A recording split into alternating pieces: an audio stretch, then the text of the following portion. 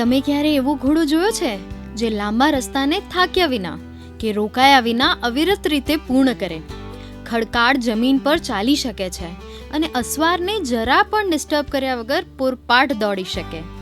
કાઠિયાવાડમાં આવા અશ્વો આજે પણ છે.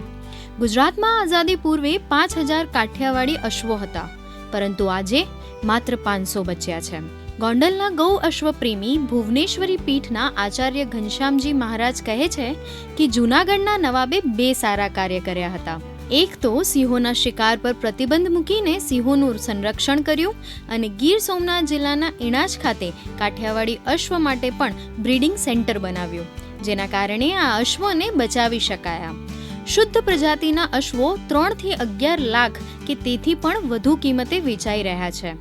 એમ કહેવાય છે કે આ પ્રજાતિ લુપ્ત થવા કે મિક્સ બ્રીડ થવા તરફ વળી રહી છે, જેથી તેની શુદ્ધતા જાળવી રાખવી જરૂરી બની છે. રાજ્યમાં હાલ 10 થી વધુ સ્થળે અશ્વ સંવર્ધન કેન્દ્ર કાર્યરત છે. તો ચાલો સહિયારા પ્રયત્નોથી જીવંત રાખીએ આ કાઠિયાવાડી અશ્વોને. ગુજરાત સરકાર દ્વારા આ ફાર્મની શરૂઆત કરી અને પ્યોર શુદ્ધ કાઠિયાવાડીનું બ્રીડિંગ અમારા અશ્વપાલકોને મળી રહે તે હેતુસર આ ફાર્મ ચાલુ કર્યું છે, જેથી કાઠિયાવાડી અશ્વપ્રેમીમાં ખૂબ ખુશીનો માહોલ છે.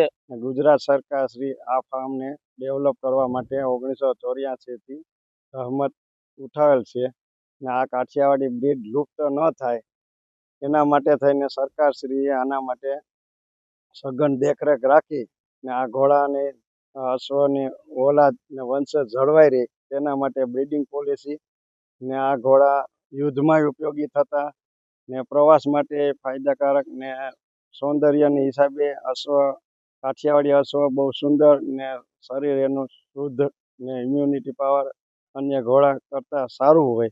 સરકારે આના ઉપર ફોકસ સારું એવું રાખ્યું છે.